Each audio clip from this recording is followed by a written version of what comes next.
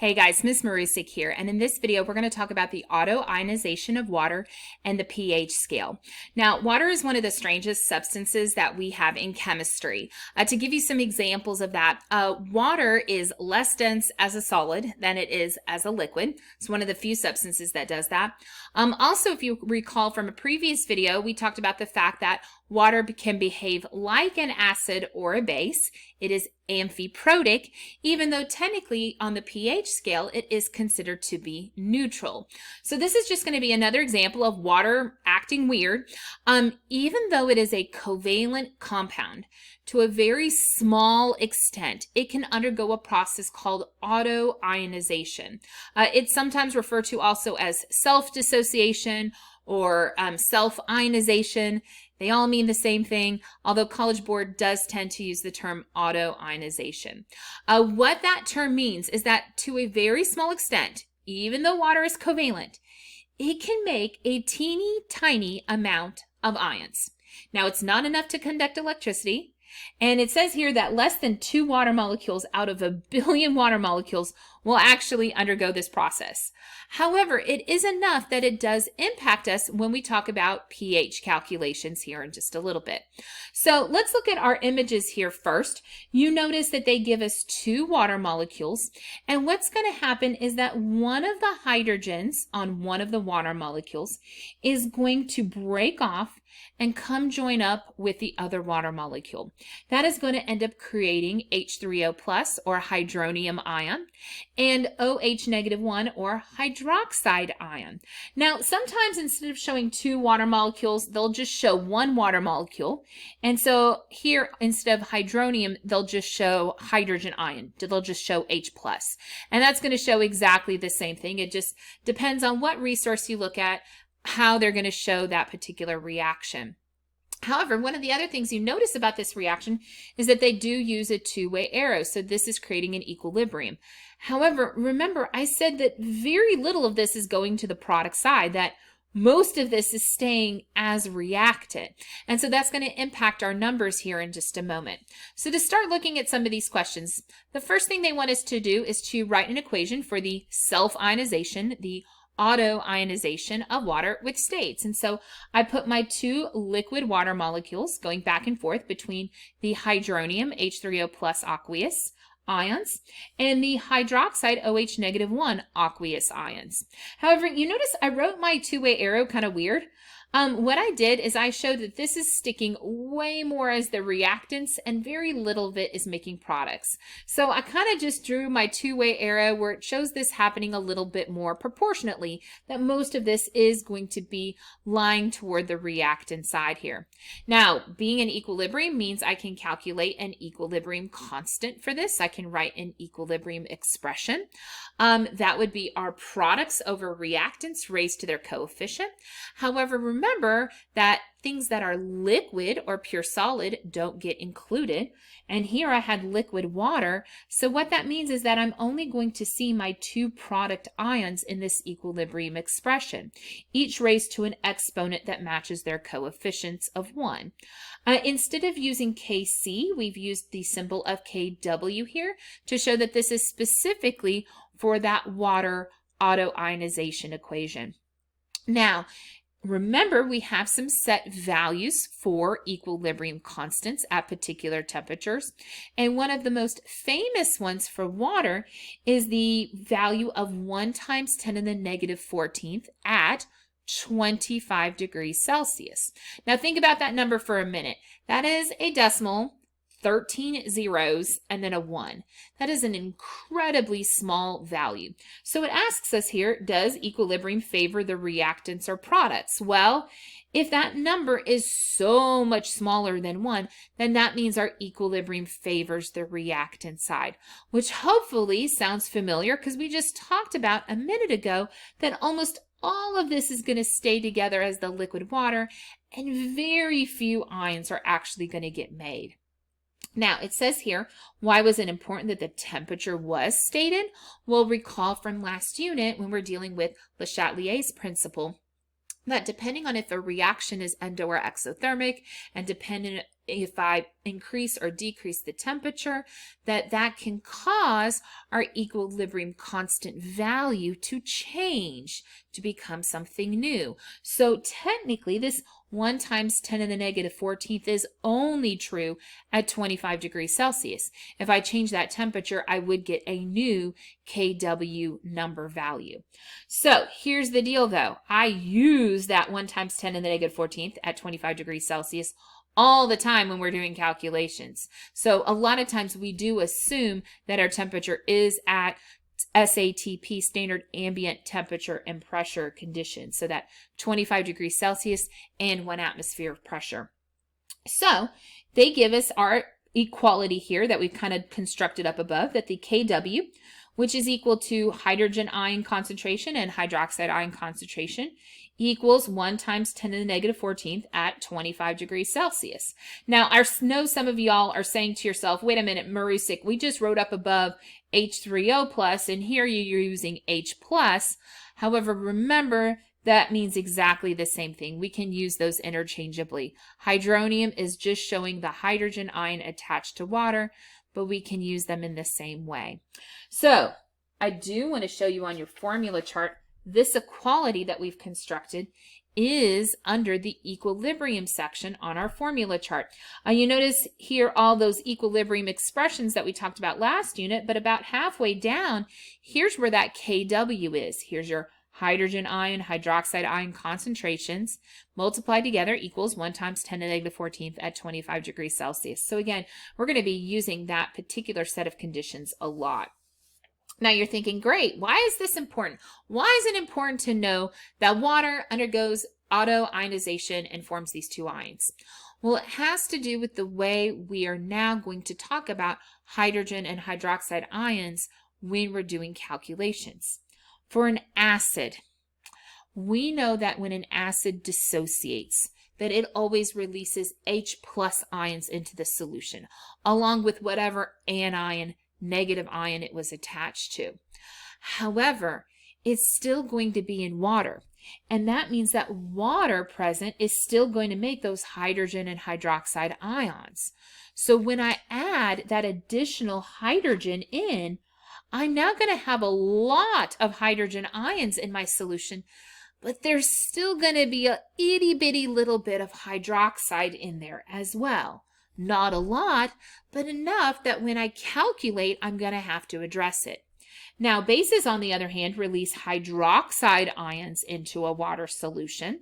However, if it's in water, the water is going to dissociate and make hydrogen and hydroxide ions, a little bit of them in there. So even though this base is releasing all those OHs into the solution, there's still going to be a tiny amount of hydrogen ions as well because of that water doing its autoionization. So we always want to compare hydrogen ion concentrations and hydroxide ion concentrations to determine if we are acidic or basic. So with that said, you notice some equalities down here that are listed. It says first, at any temperature, if hydrogen ion and hydroxide ion concentrations are equal, then we have a neutral solution. However, if hydrogen ions outnumber the hydroxide ions, what that would mean is I must have some source of hydrogen ions contributing to the water itself, and so therefore that would be an acidic solution. If the hydroxides are outnumbering the hydrogens, then that would mean I must have introduced something that's releasing that hydroxide into the water, and so we would have a basic solution, sometimes referred to as an alkaline solution. However, the opposite ion is still going to be in there because of that water doing the autoionization. I want to call your attention for just a moment to the idea of being neutral. It says here that the hydrogen and hydroxide ions would be equal to each other. Well, thinking back up here to our kW equation, if this H and OH were equal to each other, that would be like X times X equals 1 times 10 to the negative 14th. So if I wanted to figure out which one of these would be individually, I could square root both sides and get that number. Well, when I do that, What we figure out is that hydrogen ions is 1 times 10 to the negative 7th molarity, and hydroxide ions would also be 1 times 10 to the negative 7th molarity. And the reason why I went ahead and calculated this is I want to call your attention to the exponent on here of negative 7. And specifically ignoring the negative, more so paying attention to the 7 part of it. Same thing for this guy. We see an exponent of negative 14 and importantly the 14. That's going to play a role here when we talk about our pH scale in just a moment. However, again, these values here are only true at 25 degrees Celsius. If we change from being 25 degrees Celsius, this kW becomes something else. Also down here, being neutral, these values would only be true at the 25 degrees Celsius. So that means, again, if I change the temperature, these will still be equal to each other, but they're going to be some new value. All right, let's go ahead and flip the page. And let's talk a little bit about the pH scale. It says, in order to make things easy for us to identify an acid from a base, a scale was created called the pH scale. And basically, the way I kind of remember the pH scale is that we're referring to the power of the hydrogen scale. And that power is going to be based off of negative base 10 logarithms. So you're going to be using the log button on your calculator quite a bit as we do some calculations. Now, the way it works is that the negative log of some quantity is labeled as P of that quantity. So for example, taking the negative log of hydrogen ion concentration would give us the P of the hydrogen ions themselves. And so that's how we're going to utilize our values for concentrations along with our pH scale. Now, let's look at our scale down here for just a moment. So what they've done here is they've shown us some hydrogen ion concentration. So here I had 1 times 10 to the negative first, 1 times 10 to the negative second, 1 times 10 to the negative third, and so on and so forth. And you notice that when I have 1 times that 10 raised to a negative exponent, that exponent piece of it ends up becoming the pH. That's how those base 10 logarithms work. So for example, here 10 to the negative first becomes a 1 on the pH scale, or a 10 to the negative 8th becomes an 8 on the pH scale, or 10 to the negative 14th becomes a 14 on the pH scale. Now, what that means is that as my pH value gets larger, because remember, negative 14th is really tiny, but 1 is a lot bigger, the pH value actually decreases. Because again, that pH scale is related to the negative of the exponent. So we have to be careful here. As hydrogen ion concentrations go up, as I become more acidic, the pH actually decreases. And so that's what you want to fill in right up here. As the concentration of hydrogen ions increases, the pH will decrease. Now, we technically also have a power of the hydroxide scale. So you could do a negative base 10 logarithm of the OH concentration, and that would get you the POH scale. However, I want to kind of point out some important things about both of these scales for a moment.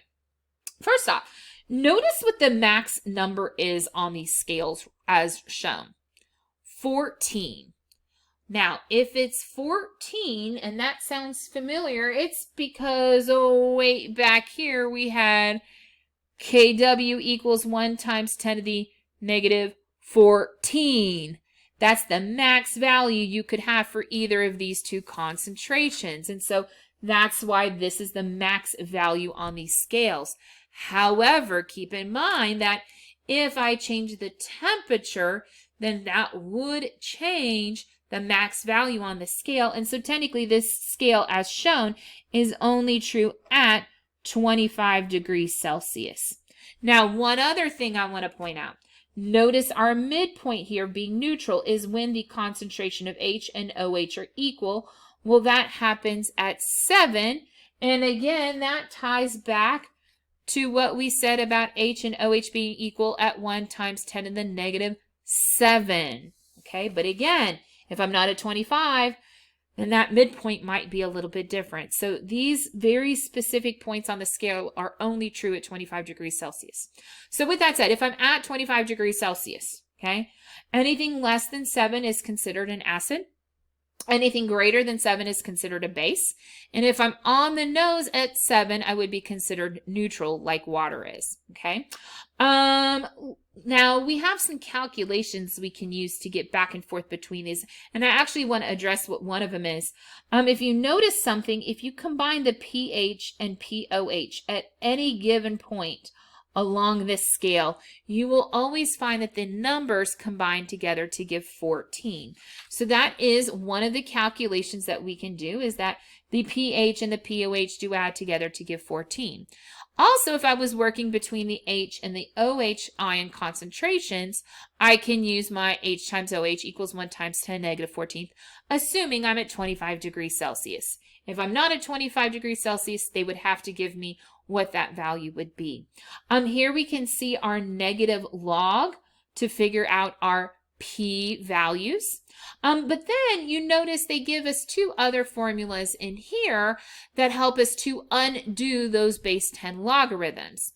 However, I want to show you on your formula chart what this looks like, because on your formula chart, you don't have this fancy little flow chart here.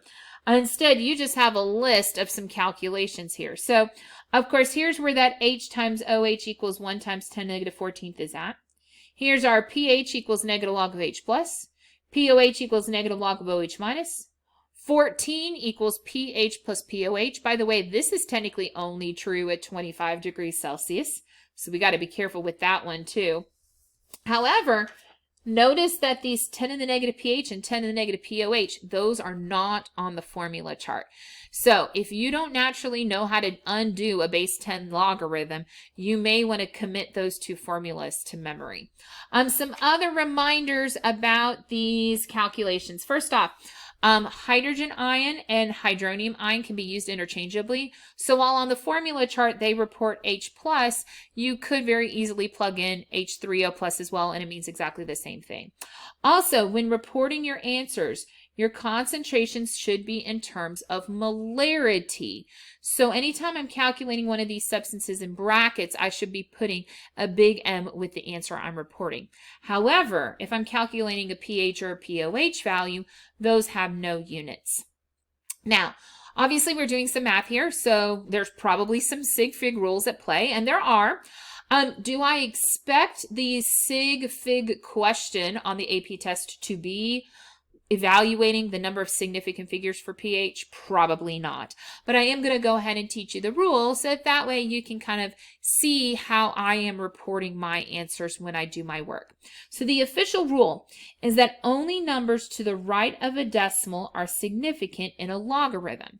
So what that means is that when you have either pH or pOH, that only the numbers after the decimal are considered significant in that value. So when you're comparing that then to molarity, the number of places past the decimal on either the pH or the pOH would need to be the number of total sig figs that you report in your concentration values. And we're going to see that here on the next page. So with that said, let's go ahead and flip. So let's look at this table here at the top of the page. On this example, we're going to look at two things. We're going to look at how to figure out how many sig figs are appropriate to report. But we're also going to look at how I could slightly estimate where my H+ value should be in correspondence with a given pH value. So if we have a pH value that is a whole number, this estimation is super easy. Whatever that number is would tell me the negative exponent on my particular molarity of the ion. So for a pH value of 2.00, that's telling us the power of the exponent on the hydrogen ion concentration. And so that means our concentration would be 1 times 10 to the negative 2. Or if I had a pH of 3, my concentration would be 1 times 10 to the negative 3. And if you're trying to decide, well, how did she know to show 2 sig figs here on these hydrogen concentrations? I'm using that rule from the previous page, that having 2 places past the decimal on the pH would mean that I report 2 sig figs on my molarities over here. Now, let's talk about these numbers in between, because that gets a little tricky. And usually they don't get too mean with us on these values on the multiple choice. Obviously, on the free response, you would have a calculator where you could plug in and actually solve these numbers. So you're only going to have to do this kind of estimation on the multiple choice. But what they would do is give you some options where it was very clear which one should be the winner, okay? So with that said, I want to show you how I got these numbers first off. So these two, you would not be asked to come up with these numbers off the top of your head. You would have answer choices that you could pick from on which one would have been appropriate. But the way you would calculate between these is using that 10 to the negative exponent here, so 2.25. Now, I can't leave a negative exponent as a fraction like that, and so when I hit enter, that's going to change that exponent into a whole number for me. But of course, then that leaves a decimal number at the front of this. So that's where that 5.6 times 10 to the negative third comes from. However, look what's happening here. This pH is ever so slightly less than whatever this exponent is. So here's the guideline. The pH, if it's not a whole number, will always be lower than the number of the negative exponent on that molarity. This also works if you're comparing POH with the OH concentrations as well. So I know this one isn't on here, but let's say they had given you a value of 3.5. Well, having a value of 3.5 for the pH, that should be a little bit lower than whatever the exponent is over here. So 3.5 would have an exponent of 10 to the negative fourth. You would have some number at the front of that, but they'd probably give you enough, variance in the numbers to select from that you could pick out which one had the correct exponent and which one would be the correct answer then at that point. All right, one more topic for this video. We want to refresh our memory on this whole idea that the KW is dependent on whatever that temperature is. And so this whole idea that the pH scale is based off of the max of 14 and the neutral of 7 is technically only true at 25 degrees Celsius. So what they give us here is the autoionization equation for water, and they give us some KW values for that reaction at various temperatures. They did include the 25 degrees Celsius, our, kind of accepted normal value on there. However, they've given us a couple of other temperatures. And what I want you to notice is as those temperatures increase, our KW values also increase. So again, I put down here, if the value of KW increases, and think about what that means as far as equilibrium is concerned. If the ratio of products to reactants is getting bigger, that means as that temperature increases, we are shifting slightly toward the product side of that equilibrium. Now, what that means for heat. Remember with Le Chatelier's that I always shift away from what I add.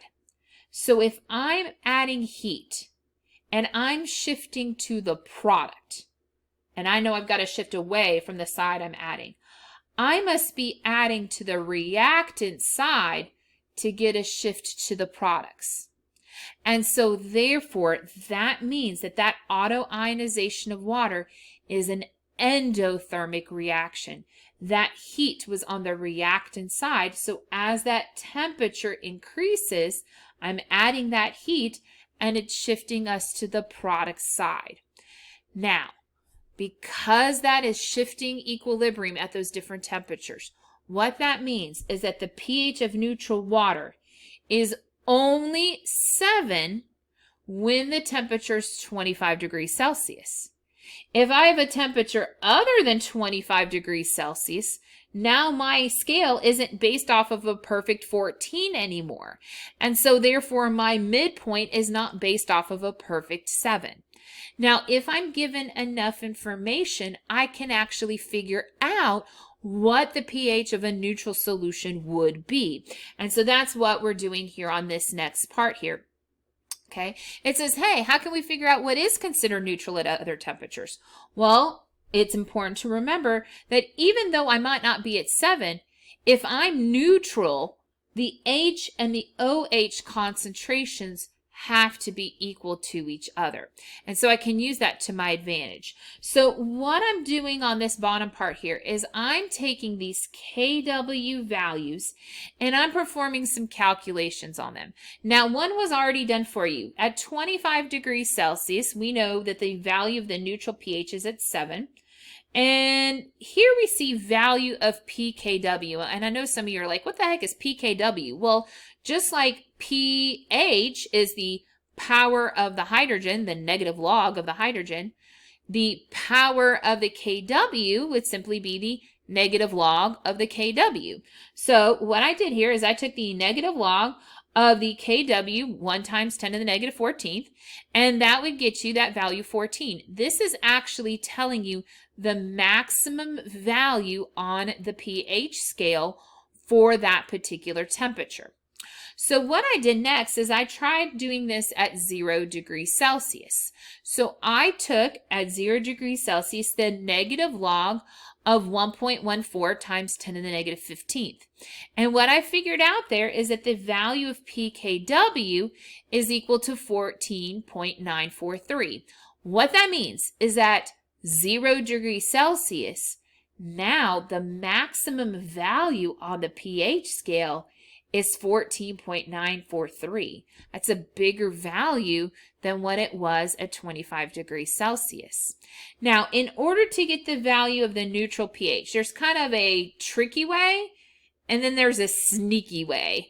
Okay, the tricky or difficult way is using your Kw value from up above and knowing that the H and the OH have to be equal to each other. So what I did is I said, hey, at 0 degrees, my Kw is 1.14 times 10 to the negative 15th. Okay, and I said, hey, that's going to equal H times OH, but those are equal to each other, so I'm going to plug in X and X. And so what I did is I square rooted both sides, and that got that the X is equal to 3.38 times 10 to the negative 8th. Well, I want to get the pH value, and so what I did is I said, well, hey, one of those X's was equal to H plus, so let me plug that into H plus in my negative log equation. So what I would have done here is for this next part, if you've never taken a negative log on your calculator before, you just hit negative, and then your log button is usually somewhere over here. So I put a negative log, and then I just type in my number, 3.38. Now make sure you're using the E key, that keeps that term all together. And then I'm going to have my negative 8. And I could see that gets 7.47 roughly. By the way, when I calculated this number originally, I used the whole number that came up when I square rooted this and not just the rounded one. So that's why my number here was slightly different than the one you see. So with that said, that means that the value of the neutral pH here is 7.472. So instead of being 7 on the nose, it's now 7.472. Now, I'm going to show you a sneakier way you could have done this. Remember that the pH of being neutral is the midpoint of the maximum value on the pH scale. So if I had done 14.943 and divided it by 2, look what that got you. It got you that same value, right? So that was kind of the sneakier way of doing it. So here's what I want you to do. I want you to take a moment and see if you can perform these calculations at 35 degrees Celsius and 40 degrees Celsius using the Kw that was listed up above. So go ahead, pause the video and go try that out. All right, did you try those out? Hopefully you did. Here's what I got for my values when I did those two. So again, the easiest way to do this is to take the negative log of the Kws from up above and get my values here. And then to get the value of the neutral pH, I would take the midpoint of those particular numbers. So I would just divide it by 2. And so when I did that, here's my 2 values I got. Notice as our temperature increased, the neutral pH decreased. Also, the maximum value of the pH scale decreased as well. So here's why that's important. Let's say a question asks you to justify whether or not something is acidic or basic. If you just say, hey, the pH is greater or lesser than 7, well, the problem with that is that being 7 is only the midpoint break if we had a temperature of 25 degrees Celsius. So you either have to say, hey, that pH comparison is happening at 25 degrees Celsius, or even better is to compare the hydrogen and hydroxide ion concentration. Whichever concentration is greater would be considered acidic or basic. If hydrogen's greater, it'd be acidic. If hydroxide is greater, then it would be basic. So we have to be really careful when we're justifying. We can't just say that the pH is, above 7 or less than 7, because that is only true at 25 degrees Celsius. We have to specify that 25 degrees Celsius in our justification. All right, I hope we're kind of feeling good with this introduction to the pH scale. If you have any questions or need any help, please feel free to email me. Bye, guys.